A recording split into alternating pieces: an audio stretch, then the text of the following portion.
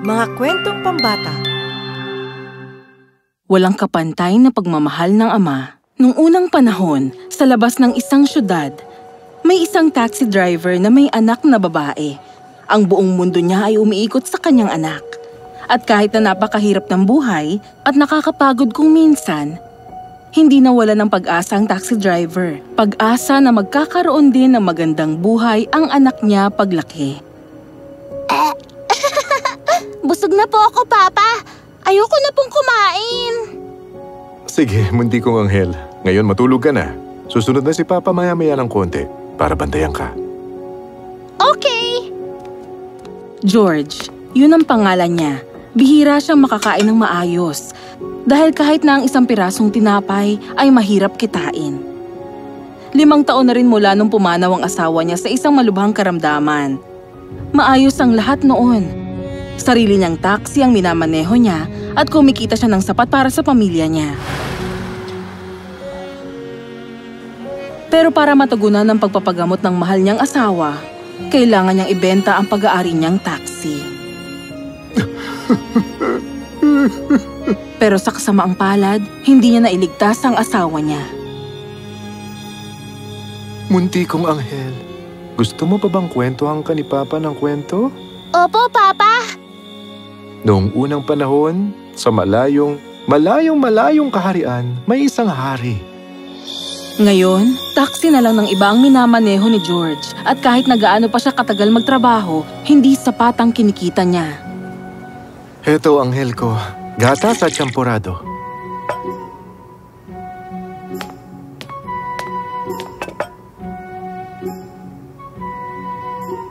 Nasaan na po ang tsaan niyo, Papa? Mahal ko, walang ganang uminom ng tsaa ngayon si Papa eh. O sige na, ubusin mo na yung kinakain mo. Tuwing umaga, palaging hinahatid ni George si Sarah sa eskwelahan niya. Bye, Papa! Magpakabait ka, Sarah. Mamaya susundin kita, ha? Pagkatapos nun, magtatrabaho na siya. Magmamaneho ng taxi ng walang kapaguran sa buong syudad. Good luck sa'yo, anak. Natatakot po ako, Papa. Huwag ka matakot, Sarah. Matalino ka at matapang gaya ng mama mo. Tandaan mo, mas makikilala mo ang sarili mo ngayon dahil high school ka na. Para kang tinapay na maaari mong masahin at buuin sa kung ano man ang gusto mong maging.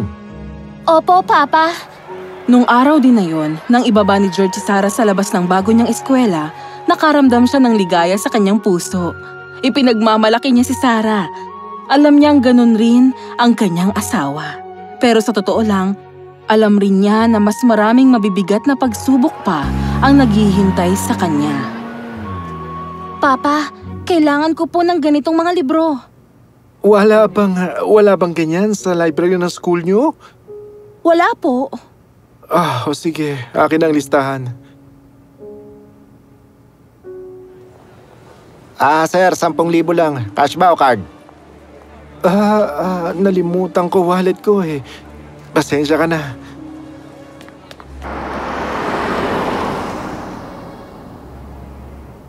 ₱3,000 lang ang mabibigay ko para sa relos na ito. Yun lang ang halaga niyan. Pakiusap. Kailangan ko talaga ng 10,000. 10,000 ka mo? Nawawalan ka na ba ng bayad? 3,000 lang ang halaga nito, no? Kukunin mo ba ito o hindi? Kukunin ko na lang. Sandali. Sa tingin mo ba may halaga ang kwintas na ito? Luma na ito pero dahil gawa sa ginto, bibigyan kita ng 10,000 para sa dalawa. Nanginginig na huminga si George sa katumango. Ang kwintas na yun ay regalo ng kanyang asawa. Salamat! 12% ang interes kada buwan, gaya ng napagkasunduan. Pumirma ka rito at dito. Papa! Munti kong anghel. Heto na mga libro mo. Salamat po, Papa. The best ka talaga. Lumipas ang mga araw mula nung gabing yun, mas lalong humaba pa ang oras ni George sa trabaho. Dahil mas nagmamahal na ang gastusin ni Sarah. Boss, magkano yung tinda niyong hotdog? 75 pesos po ang isang stick. Pabili naman ako ng isa. Nagugutom na ako eh. Sandali. Hello, ikaw pala.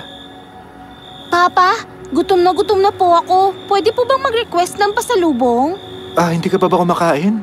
Hindi ko po masyadong type ang ulam kaya tinapon ko na lang tapos sinugasan ko ang pinggan. Sige na po, Papa. Pabili naman ako ng kahit ano. Sige. Ano kaya kung hotdog? Wow! The best ka talaga, Papa! Pwede bang pakibalot mo na lang yan? Isa yon sa maraming gabi na natutulog si George nang walang laman ang tiyan. Pero baliwala sa kanya ito. Para sa kanya, mas mahalaga ang kaligayahan ng anak niya. Ngayon, habang walang tigil sa pagtatrabaho si George, natuklasan naman ni Sarah ang bagong mundo kasama ang mga kaibigan niya. Ang ganda naman ng nail polish na yan, Sasha. Mas maganda pa kaysa sa akin. Ay, naku, alam ko. Bigay ni Papa from Hong Kong. Limited edition. Oh, gusto ko ang Hong Kong. Plano naming magpunta ron sa darating na bakasyon. Ang tahimik mo yata ngayon, Sarah. Nakikinig lang ako sa inyo, girls. Alam mo, ang ganda ng mga nails mo. Bakit hindi ka gumamit ng nail polish?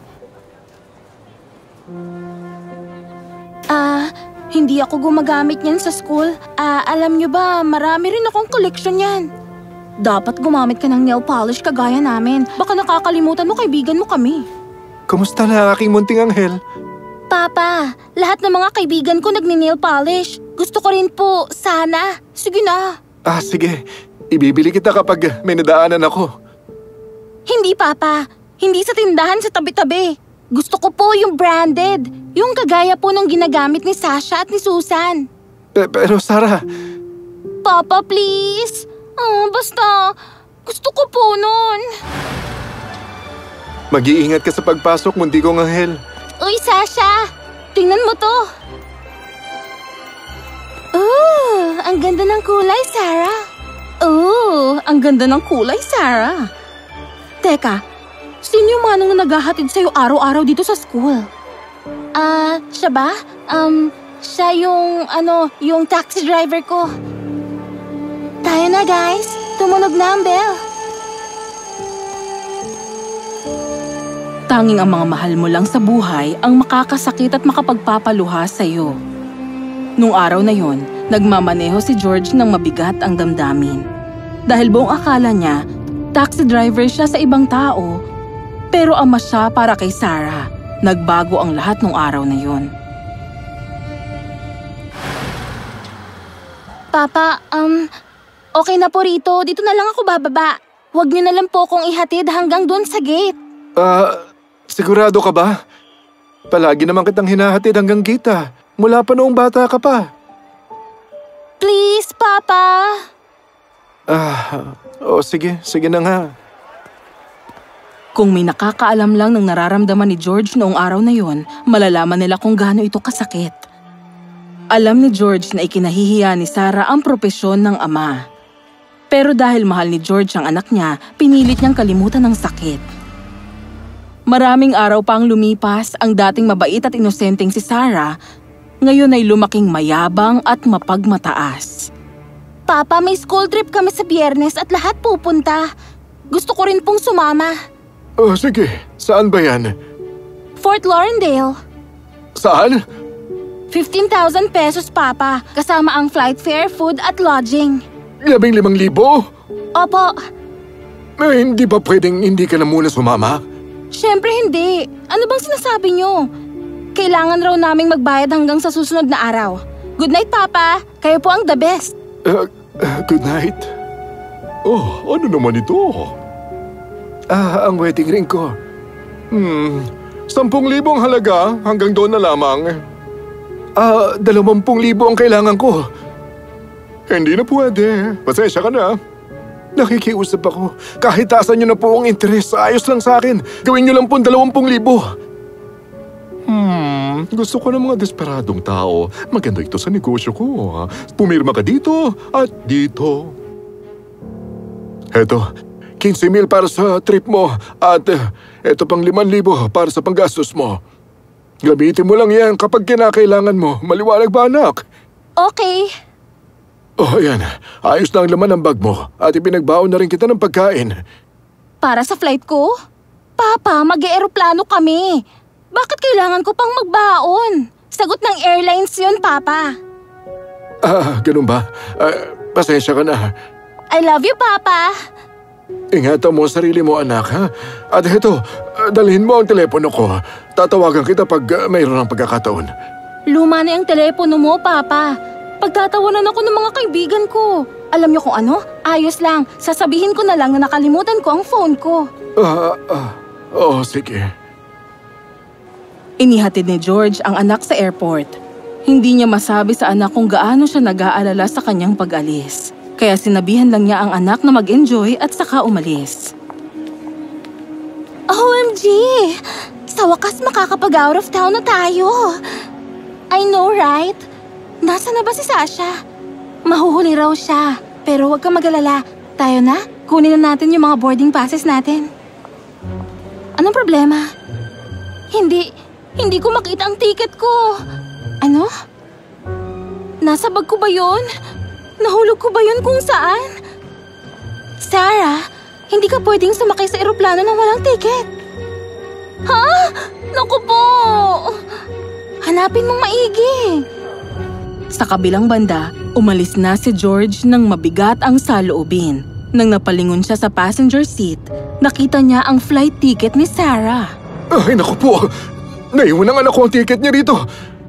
Malapit na umalis ang flight niya at napakalayo ko na rin mula sa airport. Naku, napaka-traffic pa naman. Pero hindi hinayaan ni George ang anak na hindi makasama sa biyahe. Determinado gaya ng dati, nagmamadali siyang umikot at bumalik sa direksyon patungong airport. Pinilit iwasan ni George ang traffic. Nag-shortcut siya at dumaan sa expressway hanggang narating niya ang airport. Pero nang malapit na siya sa gate, isang taxi mula sa kabilang direksyon ang sumalpok sa taxi niya. Nagpuntahan ng mga pulis at ibang tao sa pinangyarihan.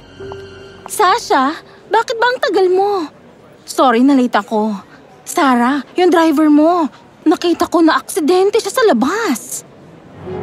Ano? Tumakbo si Sarah palabas ng airport. Pinilit dumaan sa dami ng tao. Doon nakita niya ang ama sa taxi, basag ang windshield at mukhang hirap na hirap huminga. Anghel ko, nakalimutan mo yung ticket mo. Biglang tumulo ang mga luha ni Sarah at ang puso niya ay napuno ng pasasalamat at pagmamahal. Agad niyang niyakap ang ama. Patawad po, Papa. I'm so sorry. Mahal ko po kayo, Papa. Patawarin niyo ako, naging masama akong anak.